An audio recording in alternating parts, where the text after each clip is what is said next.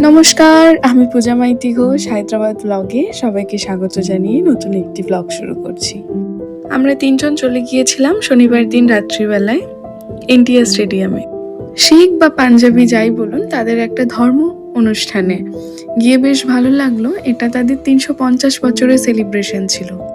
এদের ধর্মের প্রধান নিয়ম হলো মাথায় চাপা না দিয়ে না ঢেকে আপনি কোনো গুরুদুয়ার বা বাহেগুরুর কোনো অনুষ্ঠানে অংশগ্রহণ করতে পারবেন না।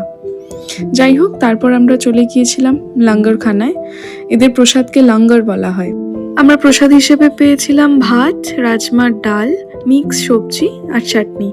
আর রুটিটা এভাবেই নিতে হয় হাতে করে। প্রথম পাঞ্জাবিতে প্রসাদ গ্রহণ করেছিলাম কর্ণাটকের গুরুদুয়ারে। তারপর এটা হচ্ছে আমার দ্বিতীয়বার।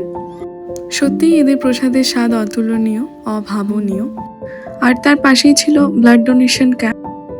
কম বেশি প্রায় সবাই ব্লাড ডোনেট করছিলেন। তারপর আমরা চলে গেলাম যোধা ঘর, যেখানে জুতো রাখা হয়। এখানে কোনো টাকার বিনিময় নয়, কিন্তু আমরা টিকিট দিয়ে তারপর আমাদের জুতো নিয়ে বাড়ির উদ্দেশ্যে রওনা হলাম। আমার ভিডিওটি কেমন লাগলো জানাবেন, লাইক কমেন্ট শেয়ার করবেন। সকলে সাবধানে থাকবেন, সুস্থ থাকবেন। সবাইকে টাটা।